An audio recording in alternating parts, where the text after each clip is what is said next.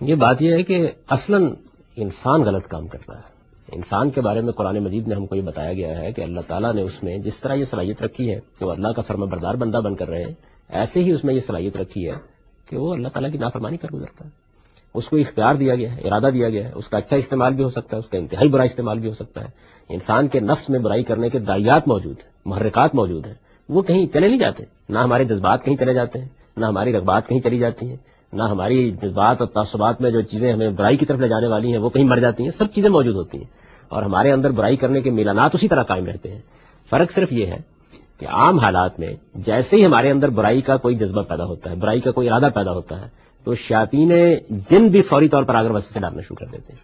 تو یوں سمجھ لیجیے کہ خارج سے بھی ایک حملہ ہو جاتا ہے. یہ حملہ رمضان کے مہینے میں بند کر دیا جاتا ہے.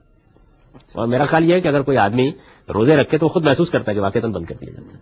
یعنی آپ کے اندر جو داعیات موجود ہیں بس وہی رہ جاتے ہیں. پھر خارجی طور پر جو رکاوٹ ہوتی ہے نیکی کی طرف جانے میں وہ بھی ختم ہو جاتی ہے، اور خارجی طرف برائی کی جو ترغیب ہوتی ہے وہ بھی ختم ہو جاتی ہے. اب رہ گیا آپ کا اپنا نفس. اگر آپ نے اس کو کنٹرول کیا تو آسانی بہت ہو گئی کنٹرول کرنے میں. یعنی اب ایسا نہیں ہے کہ آپ کو ارادہ کریں گے تو جیسے ہی ارادہ کریں گے باہر سے بھی طاقت ہو جائے گی. آپ ہیں، اب آپ کنٹرول نہیں کرتے تو برائی ہوگی.